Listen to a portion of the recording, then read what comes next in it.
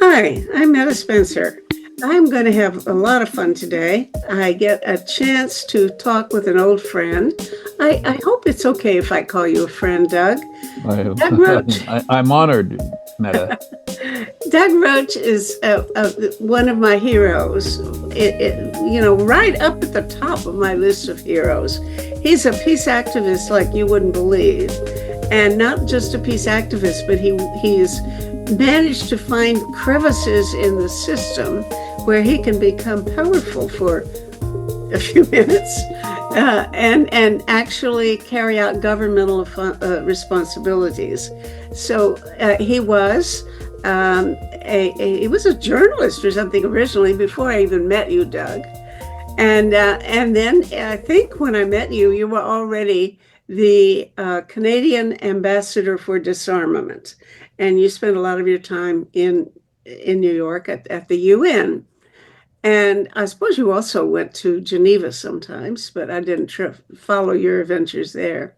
And you held a lot of meetings of peace people where you get together with military people. We'd bring us together for a weekend in some sort of, not a resort, but some sort of location where people held, conferences. And I remember being part of maybe 100 people. Is that about how many people used to go to these conferences that you held?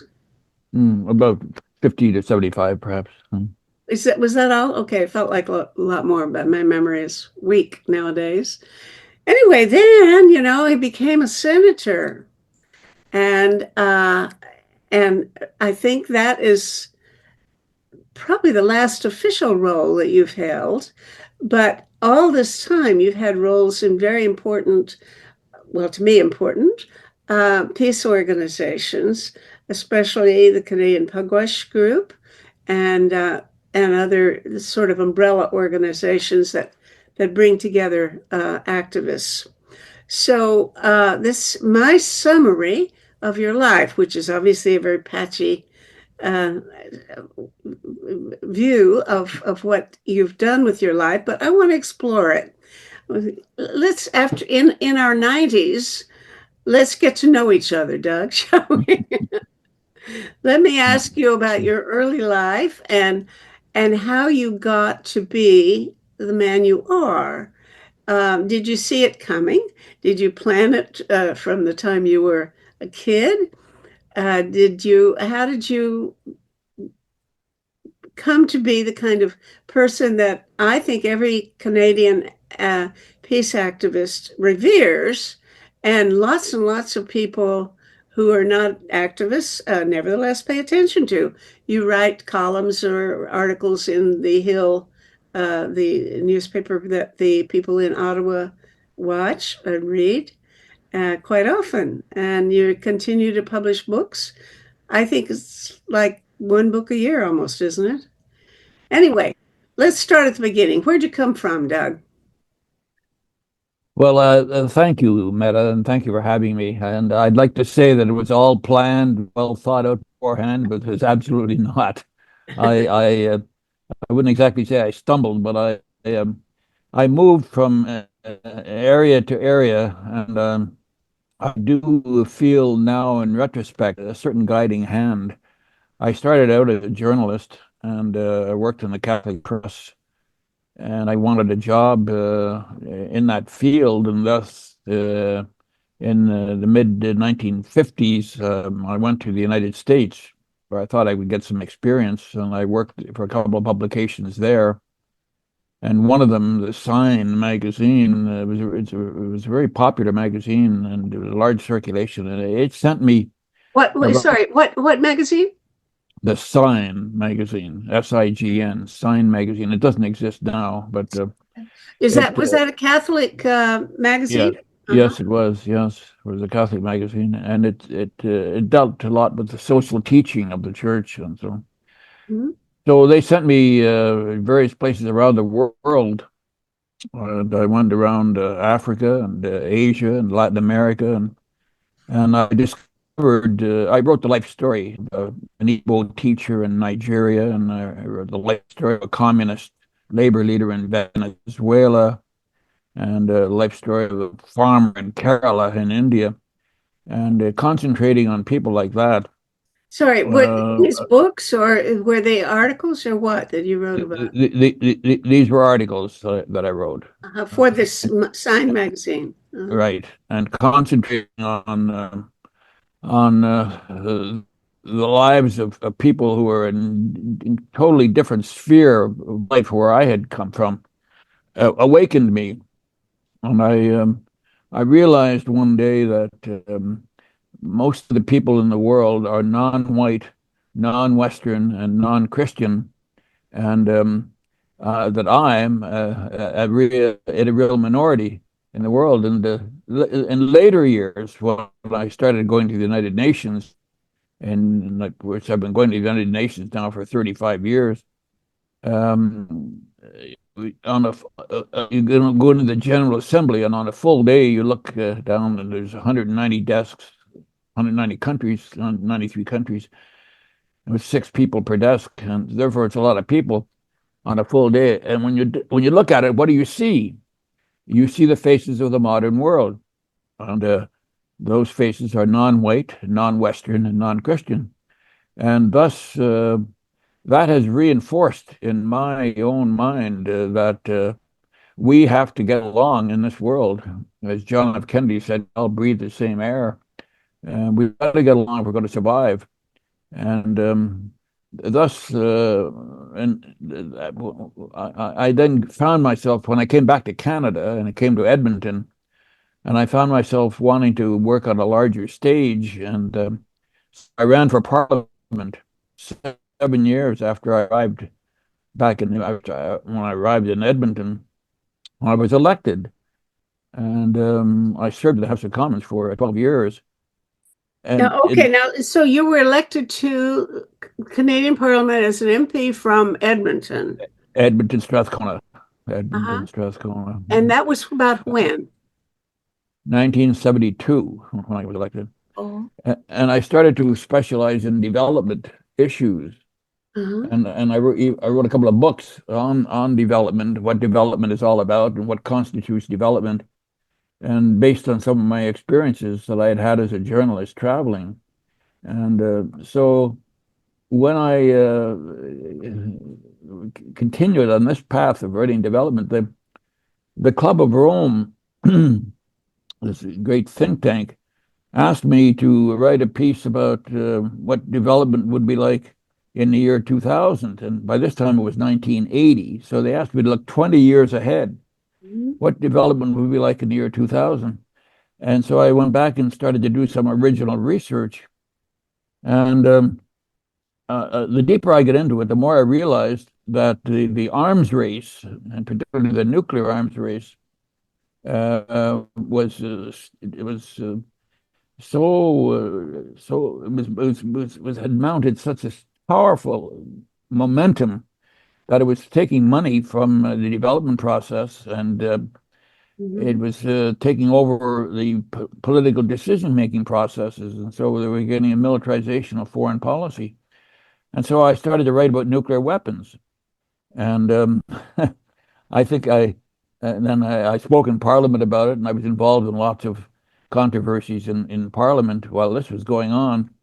And so but this time was 1984, and I Now, decided that excuse me, but now all this time when you were in Parliament, you were also writing. yes, I Were was you still writing for the Sign no, magazine? no, I'd left the sign. I'd left the sign. I was writing columns and for various papers, the Globe and Mail, and various places, and Financial Post. I used to write for. Uh-huh. Um, but in 1984, um, I decided that I wanted to spend the rest of my life working in peace issues, and so that was a deliberate, determinative step. Because I stepped down, I decided not to run in the 1984 elections. I was never defeated. I ran in four federal elections and was never defeated. So I stepped down in '84, and that was the year that Brian Mulroney won the prime minister, and Joe Clark was the foreign minister. And so they immediately appointed me ambassador for disarmament at the United Nations. And thus I was able to start to devote myself 24/7 to the work that I really wanted to do, to work on the peace agenda. So I did that for a while, and I was chairman of the United Nations Disarmament Committee. There's only been two Canadians who have chaired that committee in the whole history of the United Nations. The other was Lester Pearson in the 50s, and then myself in 1988. Hmm. And so I decided that then, as we got into 1990, I made another decision, namely that I'd had enough of government. I found the government too constraining for what I really wanted to say. And thus I left that post, and I sort of went off on my own and started writing books. Now, hold And on. I want to interrupt you because you just mentioned something that I don't fully understand. I know that you don't, if you're a government official, you don't decide for yourself what you're going to say all the time. But I don't know the rules of that. And I'm not sure whether you can explain it clearly enough so that I'll know where exactly when you know with what you're not supposed to say and what when you know that you better check and when you know you're free to express your own thoughts. I did a talk with Bob Ray about, I don't know, a year ago or so, and of course he's the ambassador, Canadian's ambassador to the UN. And I wanted to have a conversation with him about the plight of various Russian men who fled from Russia rather than go kill Ukrainians. There are about 1 million of them, and they are having a lot of trouble because they can't get papers to immigrate to the countries where they want to go. And then they even have to leave if they settle one place. They have to leave every few months sometimes and go apply from outside in order to get back into the same place again and that kind of thing. It's they can't get work permits and things, so they have a lot of trouble. And I wanted to have him discuss it with a couple of these guys. I know several of them, and he couldn't do it. They said, yeah, he can talk to me, but he can't talk to Russians about that issue. He had to check with Ottawa, and he was told no. Now, I thought that was awful, but then I think back to the time when you were the disarmament ambassador, and I could see that there were times that you were chafing and irritated because you didn't quite have the freedom to take the position that you wanted to take, or because it was contrary to the government policy. Can you straighten me out on what is this normal? Is it true that all countries have these rules about what their ambassadors can say and do and other officials? And how do they know what the limits are, how far they can go? well, an ambassador, by definition, is a representative of his or her government. And when he speaks, the ambassador has to reflect government policy. The government, if an ambassador freelances and gets up in public and gives his own opinion, as a sitting ambassador, that confuses governments, it confuses the people. I mean, whose opinion is this? Is it the government or is it the ambassador's own? And thus, ambassadors, in order to maintain credibility, have to reflect the government position. I had a job where I was also dealing with the public, and I was trying to encourage and educate the public too, but I had to do it within the confines of of Canadian government policy. I will give you an example of what I mean. I was interviewed one day by media, and they said, "Should Canada be a nuclear weapons-free zone?" And I said, "Of course it should be. We don't want nuclear weapons in Canada." And that was reported. And the next day, the officials came to see me, and of the government, and they said, "You cannot say that." And I said, "Why not?" They said, "Because we're a member of NATO, and NATO subscribes to nuclear weapons." and thus we cannot be a nuclear weapons free zone. So to that, I said, well, we should change NATO policy. And some of them just rolled their eyes at me, and because they thought how difficult that would be. And that gets us into Lloyd Axworthy, who just digressed for a moment at Lloyd Axworthy, who in 1999 did try, on behalf of the government of Canada, did try to change NATO policy, and they conducted a review, all right, but they never changed the policy. So an ambassador has to, in order to maintain credibility, he has to reflect, certainly in the Well, framework anyway yeah, well, of government policy. but I could see how that would be an awfully well, a cognitive dissonance is the technical word for it.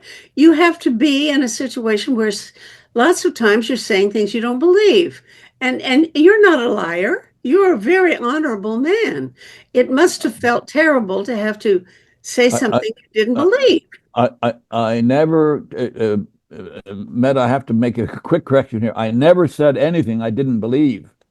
Um, the policy of the Canadian government, and Joe Clark did set it down as foreign minister, was that we wanted to emphasize disarmament and nuclear disarmament, and we would keep working for nuclear disarmament. I mean, that was the framework of the government's policy, to which I, of course, subscribed. And it was only on some of the details. For example, the freeze movement at that time on a vote of the nuclear freeze. The resolutions at the UN were to freeze development of nuclear weapons and hold everything where we are now. So that made it very difficult for me. And but I never ever said in my speeches anything I didn't believe. How would you handle it if I said, uh, "Mr. Ambassador, should Canada endorse a freeze of nuclear weapons?" And how would you answer me in those Uh, days? I would say the Canadian government's position is that it's against a freeze. That was a true statement that the government's position was. It didn't mean it was my position. Hmm. Okay. So So, it I would was say, it, but Meta, it's a trade-off.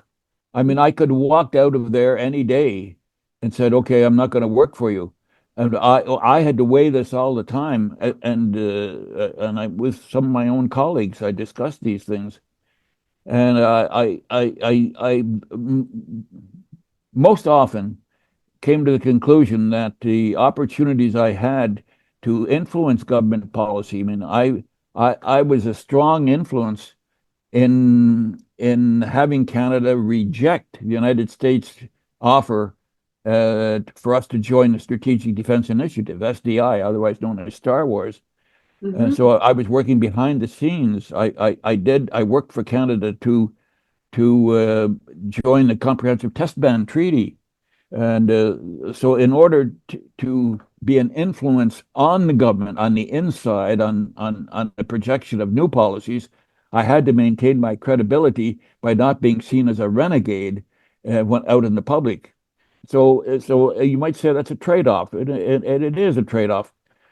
Some ambassadors, I mean, on various subjects, I mean, don't hold any positions. They're neutral on positions. Mhm. I was very seldom ever neutral on a position, and I had to weigh the effect of my words to so that I could retain my ability to be an influence inside the government. Okay, now you were there under Mulrooney and Joe Clark, and then I guess every time there's a change of government, there's a new ambassador appointed, right? Well, I left before there was a change of government. When I Remind me what all when I happened. when I Remind me of that. when I left in 1989, and Peggy Mason, was Joe Clark, who had been Joe Clark's assistant. She was then appointed ambassador for disarmament and took over that post.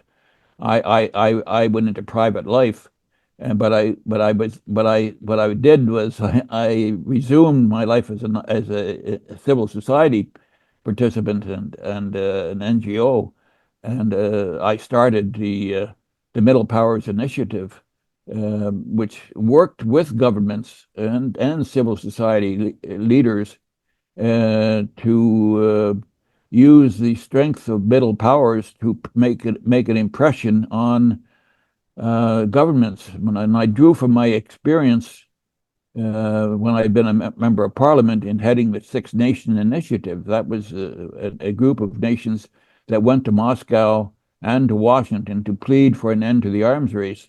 Hmm. And we were like we were sort of forerunners of the treaties, the INF, the International Nuclear Intermediate Nuclear Forces Treaty, that resulted. I mean, I'm not saying we were responsible for that. What I am saying is that we worked in an atmosphere that produced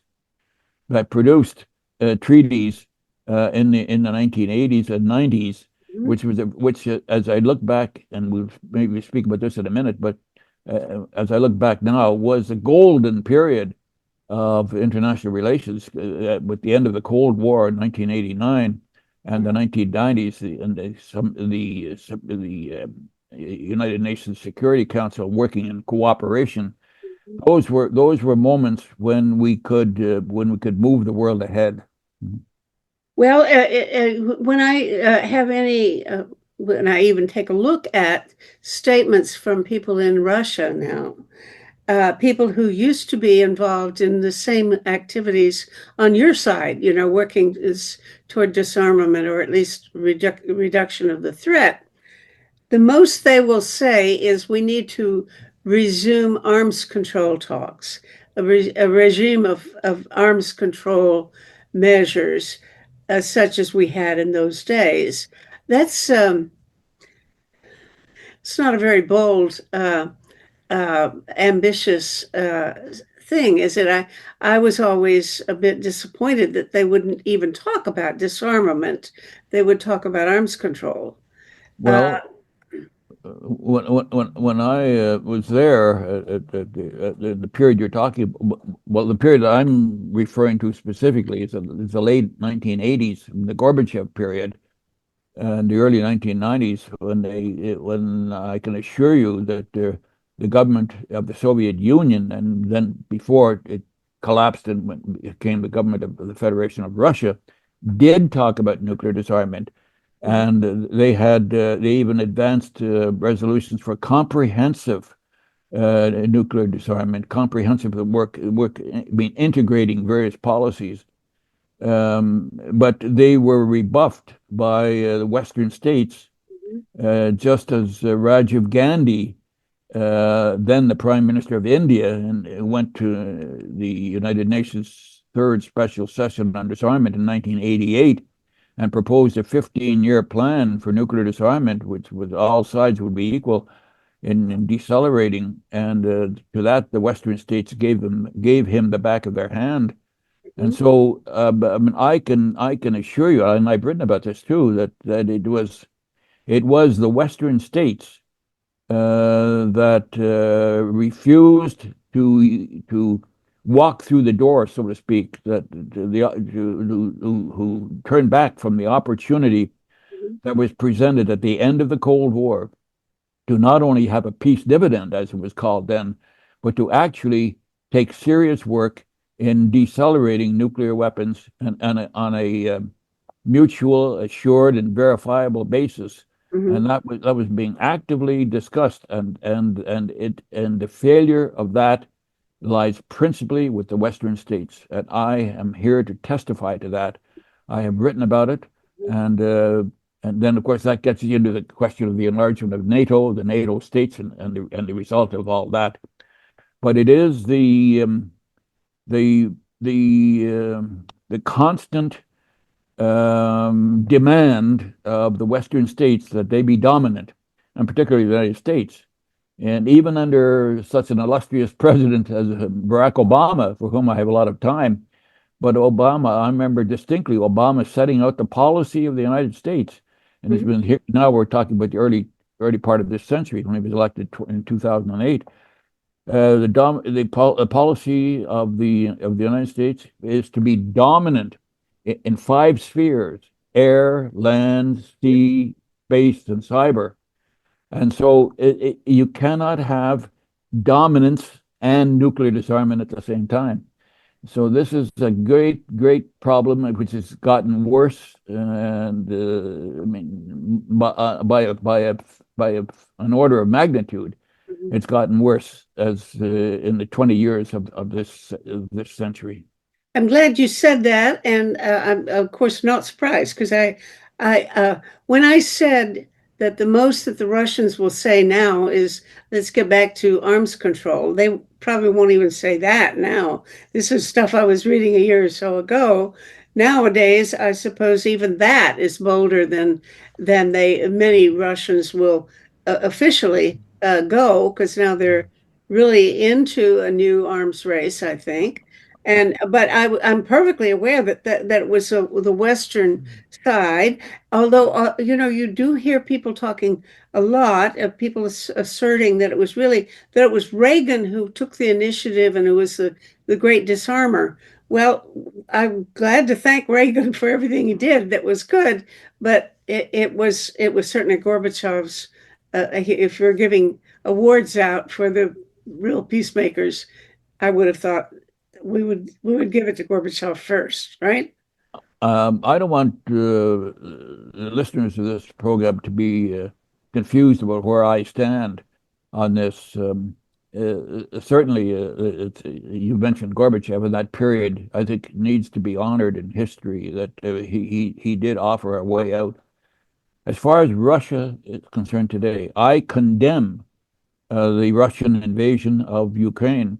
Mhm. And I think I mean it's a violation of the United Nations. It's a violation of the whole question of international law. And so I'm not here to defend Russia at all. All I'm saying is that if we're going to have peace in the world, we have to have dialogue. We have to have diplomacy. That's Mhm. why diplomacy was invented. It wasn't invented so people could have tea on Sunday afternoon. It was invented so that enemies would stop killing one another. And so the question of negotiations, and particularly a negotiated end to the present war in Ukraine, I mean, is the only way out of this present situation. But on Russia, Mhm. Russia is building up its nuclear arms. It's a dangerous. Putin has threatened to use, if you can imagine. I mean, he's threatened to use them several times nuclear weapons if the West strikes strategic targets within Russia. So I am under no illusions about the danger that Russia poses to the world, but I have to couple that in an honest evaluation of the world with the danger that the United States poses to the world. It is the United States that has rejected nuclear disarmament. They are now they are now on a plan of 30 years, Meta, in which they will spend $1.7 trillion modernizing and replacing their entire nuclear fleet. And so when they go to the United Nations oh well, we're for nuclear disarmament, but it has to be done at the right time and so on. When they go on modernizing and leading the way in the development of new nuclear weapons, that is that makes a mockery of the pledges that they made, particularly in the year 2000. It was probably a key moment when the states all pledged an unequivocal undertaking to the total elimination of nuclear weapons under the terms of the Non-Proliferation Treaty, which under Article 6 says they have to have comprehensive negotiations toward the elimination of nuclear weapons. And that Article 6 was confirmed by the International Court of Justice, and saying that states not only have a duty to pursue this, but they have a duty to conclude such negotiations.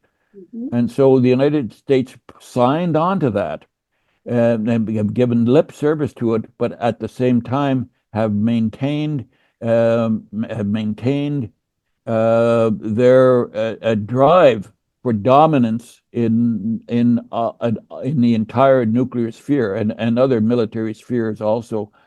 So this led them then to reject violently, viciously reject the treaty on the prohibition of nuclear weapons. Why did we get a treaty on prohibition of nuclear weapons in 2017? We got that treaty which bans the possession of nuclear weapons, makes them illegal for those who sign the treaty. Why did we get that? We got it because the states were not fulfilling their obligations, their prior obligations under the Non-Proliferation Treaty. And so we're living now in we're sort of reverted into a nuclear jungle that we're living in now as a result of the failure of the major states, a failure of the major states to honor their obligations. And into that, I have to say that the Western states bear a major responsibility for the failure of nuclear diplomacy today. And it looks as if the all the treaties are either expiring or their people have countries have withdrawn Yeah. from the ones that were negotiated in what you call the golden years. Well, the United States withdrew from the ABM, the Anti-Ballistic Missile Treaty, Mhm. and withdrew from the Iran Treaty under Trump. They withdrew from the Iran Treaty, and they have never ratified the Comprehensive Test Ban Treaty. And so it's made it a very, very difficult period that we're living in now, when people are becoming sort of despairing or despondent that the international system doesn't seem to be working, and that is a whole subject by itself right now. Well, But let's go but there. the Let's go there to exactly that issue. To me, the crucial thing that the one thing that is key to the whole mess is that international law cannot be enforced. I mean, it it's hard enough to say that we have a means of formulating and making international law, but even the institutions that exist that are supposed to make judgments about what is legal and what's not legal are ignored, and there's impunity for any country to go ahead and violate these, and there's nothing that can be done to enforce it. So I'm troubled most of all by the fact that there's no concerted effort to establish the authority of international law and means of enforcing it. And then, of course, we have the problem of the weakness of the United Nations and the difficulty of making it into any body that would be capable of addressing, frankly, not just, to my mind, not just the threat of nuclear war, because I've been working on that most of my life too now, but I think that there are two other threats that are equally or more dangerous and more ominous in my mind. And one is the threat of global warming, and the other now is the impending threat of it's not just a threat, it's also a promise, a glory of artificial intelligence, but with the extraordinary risks that seem to go with that. And there's no mechanism for controlling it adequately. So tell me your version of, or your vision of how to revive and restore and regenerate the United Nations, Mhm, make it mhm, into something that can actually do what we're going to need it to be able to do on many scores and within the mhm, next 5 years. mhm. No, thank you. There's a whole lot of things in your comment there. I'm trying to touch them in sequentially. Um, First of all, it's not really correct to say that nothing's being done to alleviate or strengthen the United Nations and the United Nations system. On the veto question, the United Nations would never have come into existence unless the United States, the Soviet Union, Britain, France, and China all had were given the veto to protect their own interests. It was a weakness of the United Nations from the very beginning. But that being said, the United Nations would never have existed if they hadn't done that. And when all is said and done over the now nearly 80 years of existence of the United Nations, the pluses of what the United Nations has done for humanity in the environmental field, in economic and social development, in arms control, and in human rights particularly, the pluses for humanity that have been acquired as a result of the United Nations far outweigh the deficiencies and the failures of the United Nations. I mean, I'm the first to recognize the failures in Rwanda and Srebrenica and there's other places, and say the United Nations can't stop war. Well, one of the reasons the United Nations can't stop war is that the nations themselves that are particularly the five permanent members of the Security Council themselves won't stop war. So it's not the United Nations. The United Nations is what we make it. So I'm a firm believer that that there is not a person on the planet. I want to repeat that there is not a person on the planet who is not affected in positive ways, one way or another, by what the United Nations does, whether it's an economic and social or meteorological. I mean, the plethora of agencies that the United Nations has. Now, coming down to the practicalities of how the resolutions we can be enforced. Better, humanity is on a journey, and we are moving from the old culture of war, which dominated the 20th century. I mean, there were two world wars, more than 100 million people were killed. We had the culture of war driving the 20th century, spilling over into the 21st century. And gradually, as the Cold War ended, 1989, a vision of a culture of peace began to be formed in the minds of some important and key people.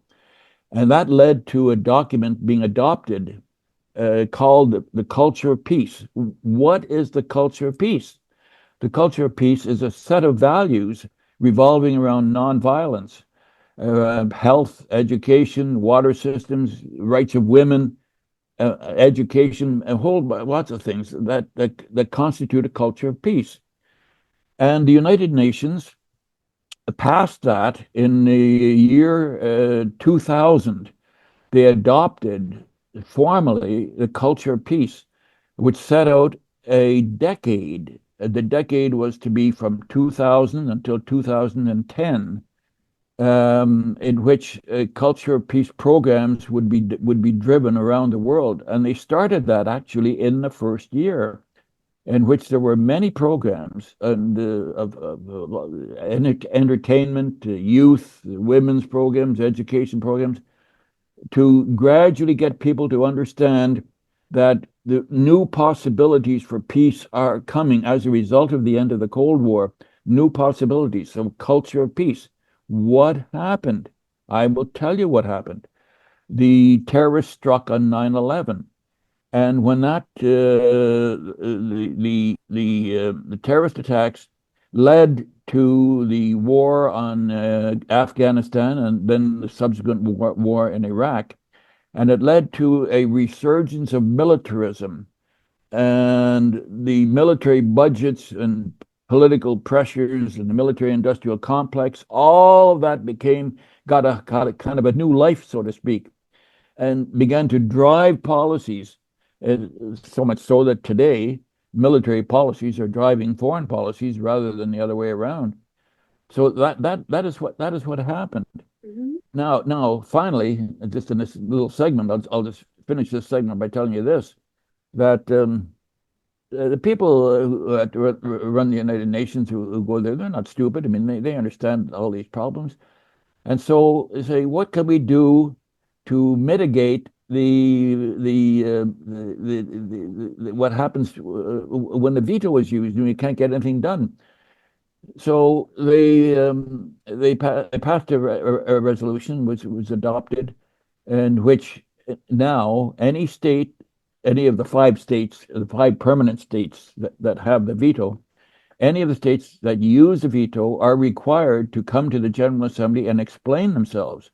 as to why this. So this is already acting as a small break on the use of the veto, and this gets into the whole question of the reform of the United Nations. Hold on. Can I And, ask and when this resolution was adopted and whether there's been any application of it? Has any country actually yeah, gone to the General Assembly to yeah, explain themselves? yes, yes. Both Russia and the United States have have had to explain vetoes in the General Assembly. Okay. And this subject is now directly connected to the reform of the UN, which has been long sought, but which is now going through a new period of pushing for it, in which the United States has said that it will accept two African states as permanent members of the Security Council, and other states that are on the list to become permanent members of the Security Council are India, Brazil, Japan, and Germany, and of course they all should be. So, this is a slow and tedious process that is required to modernize, put it that way, to make the UN, which was established at a period in 1945, but that period no longer exists. In the interval, all manner of states have come into existence, and the world has changed, and the world has changed particularly in the past few years with the ascent of autocracy and confrontation. All of this is to say that I want to go back to what I've said before, that we're moving from a culture of war to a culture of peace. The culture of peace has been defined. We know what it is. And there are many groups in civil society. I mean, it's an enormous number of groups in civil society, in the environment field, the human rights field, the arms control, and human rights field, that are helping to move the systems of thinking forward. But we have not yet reached a stage in the development of humanity when we recognize the need for the enforcement of international law. We have defined international law. We have the International Court of Justice. We have the International Criminal Court. Each of them operate without the full ability of jurisdiction. I mean, this is to give you a homely example. You get in your car and you go down the street and you run through a red light, and a policeman comes and gives you a ticket. You don't have an option. You have to go to court. The local law is enforced. Internationally, you can threaten to use nuclear weapons, and there's no enforcement. We haven't elevated humanity enough. Now, will it be ever elevated enough? My thinking is that it will be. We're going through a dark valley right now on this long journey from the internet, from a culture of war to a culture of peace. We're going to a very dark valley because it's not a straight line from a culture of war to a culture of peace. It goes all kinds of things that happen. So we have to live in, and we're fated to live in this period, but we dare not give up our aspiration and our hope and our plans for building a culture of peace just because it is so immensely difficult today. I loved what you just said. I think that is absolutely true. And I think that I personally don't get discouraged, even though I'm pessimistic. Somehow, I don't want to try to reconcile those two things, but I'm not convinced that we're going to, as a species, survive much longer. And it's not just the inequities of um, the resources and poverty, et cetera. It's also these additional crises that are all converging in terms of, I think there's very strong chance that if only just take the seawater, the oceans are going to rise about 10 feet, most likely from everything that it's happening now. There's still time to fix it, but I don't see the commitment there to even enable the people who could do it to start exploring it. And I think that the growth of artificial intelligence, practically all our jobs are going to be missing. We've got to have a completely different economy. I don't have any idea how to do that, what kind of economy we need to create, but I'm sure that we're not doing it. We're not even looking at solving these problems. So I'm pretty pessimistic. But you talk a lot about hope, and I can hear it in your voice that you have hope. I have a sense of duty. I don't think I operate out of a sense of hope. I think that if I have the sense that I'm supposed to be doing something, I have a mission, I have an obligation, I have an assignment, then I'll go ahead and do it, even though I think it's not going to work.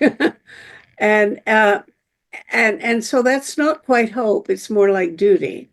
But you talk about hope, and go ahead, sell me on hope. I'm open to being hopeful if you can persuade me that there are grounds for expecting Uh, progress.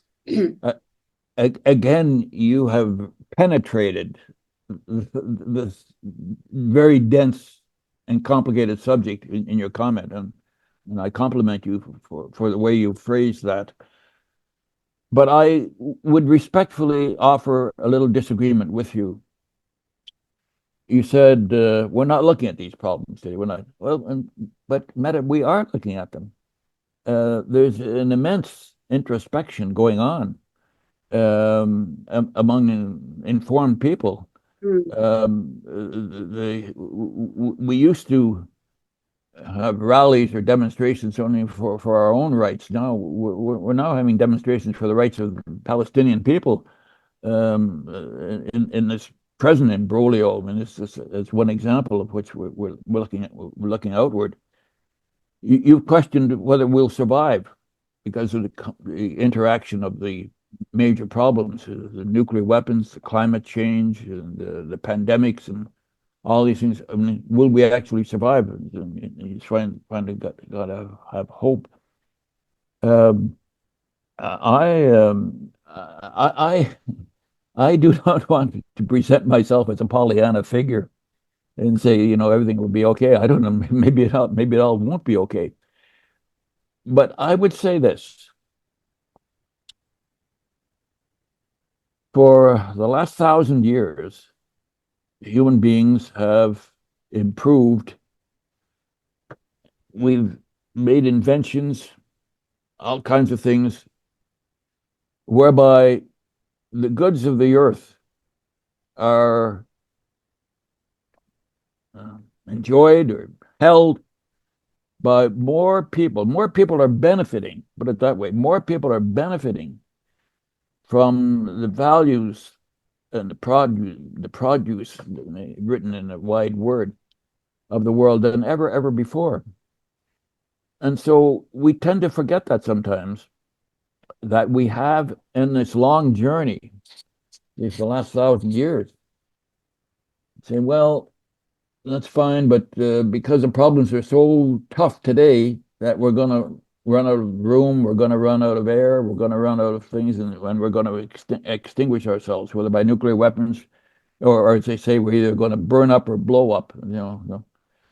I think, and I have to here I have to say that perhaps it's my faith, perhaps, but I believe that we're here as part of God's creation,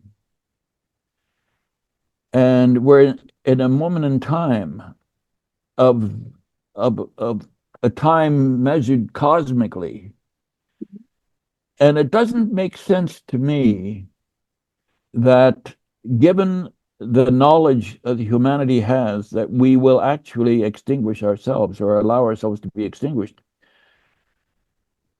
When we came out of the Cold War, we had a whole lot of things going for us at that time in recognition of what needs to be done. The Secretary General wrote an agenda for peace, which he set out pretty clearly, and his modern successor has repeated it. It was a new agenda for peace, in which they set it out as the abolition of nuclear weapons, the recognition of nonviolence, the rights of people to food, to shelter, to health conditions.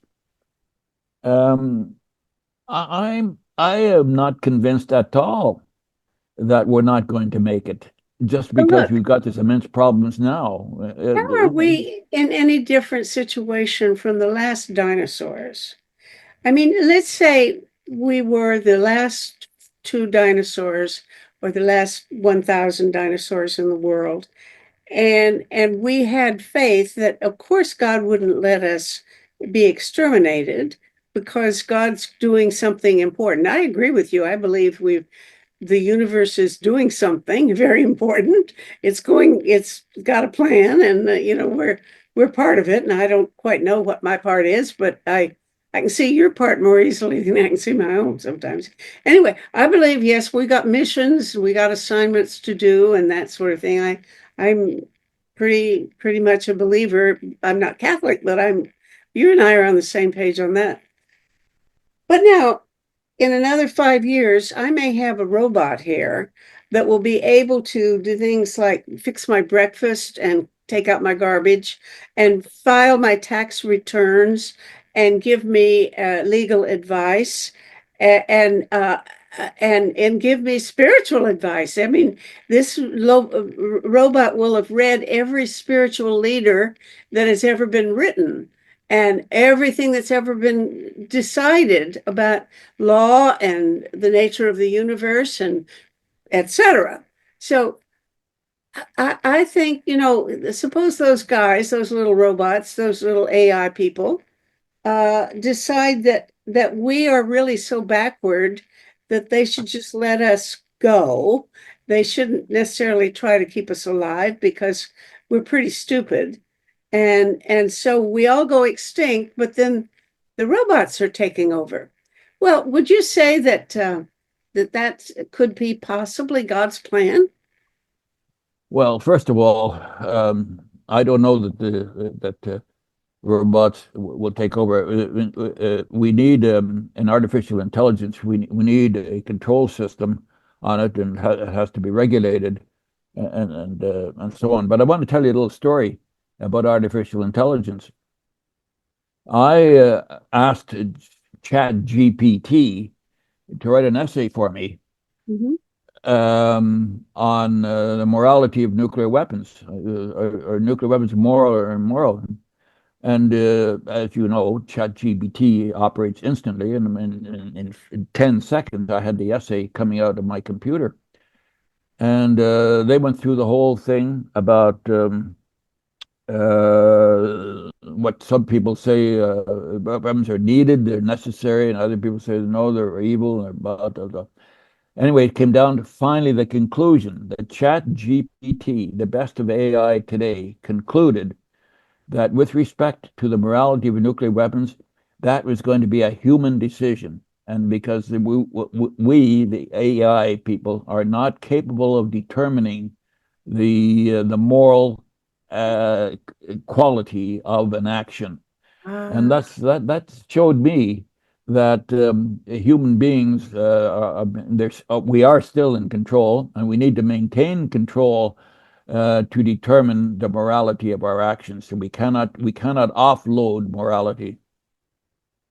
Well, this is a wonderful conversation. I really think we're really getting to a very crucial point because I think human beings right now would favor nuclear weapons, would, basically say that it's not immoral to have nuclear weapons. You and I are deviants. So why would I want human beings to control the decision making of these smart creatures? They're not creatures. What are they? The AI. why would I want us to win when I think their judgment, if they actually go ahead and start making judgments based on everything they've been able to learn, I'm not sure I would trust human judgments over, or even want the I have control of human beings over these much smarter um, minds that are coming into existence. I like the expression species. I think we are creating a new species, and it's going to be 1,000 times or 1,000,000 times smarter than we are. And I think it's more likely to be wise than we are. um, undoubtedly wiser in the production of materials and so on, but I'm not sure it'll be wiser in terms of the analysis of the rightness or wrongness of things. That's called conscience. And the conscience is a very mysterious quality that we all possess one way or another because it's inbred in our humanity. What distinguishes us from animals is our capacity to think and our free will to act. But before I forget it, let's just come back to your thing about nuclear weapons for a moment. Um, the um, On the morality of nuclear weapons. Here we have now the Nobel Peace Prize Committee gave the 2024 Nobel Peace Prize to the Japanese organization Nihon, the Hibakusha, the people who are survivors of the atomic bombing of Hiroshima and Nagasaki.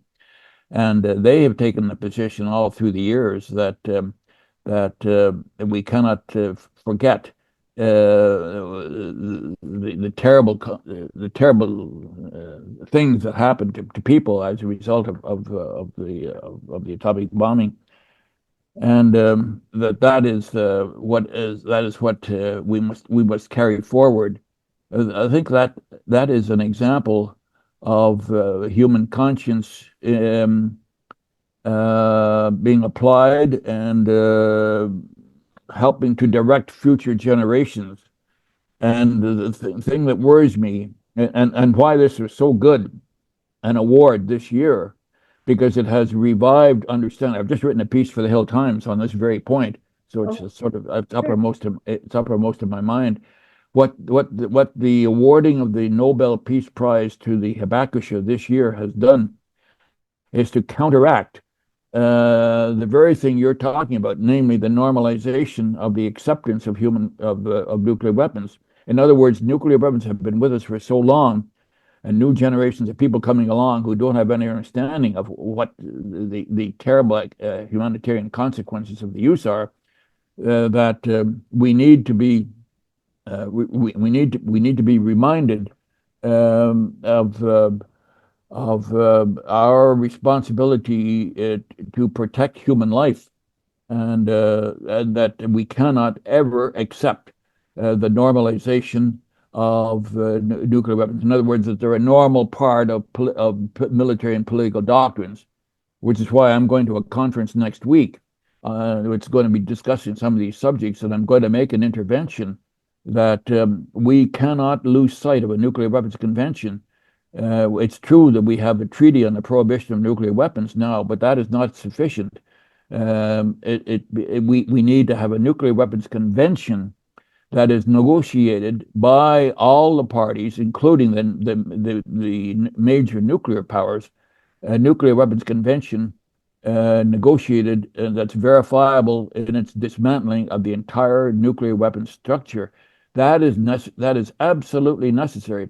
And it is not AI that's telling us this. It's my human brain that Okay. is affected by the conscience that inhabits me. And that conscience is touched, in this instance, by the Hibakusha. Okay. Who would argue with that? Of course you're right. Of course. And of course you're doing exactly what you're called to do. And bless you. I'm so honored to have you in my life and be part of your life, or be engaged in supporting the same goals that you are have devoted yourself so completely to. So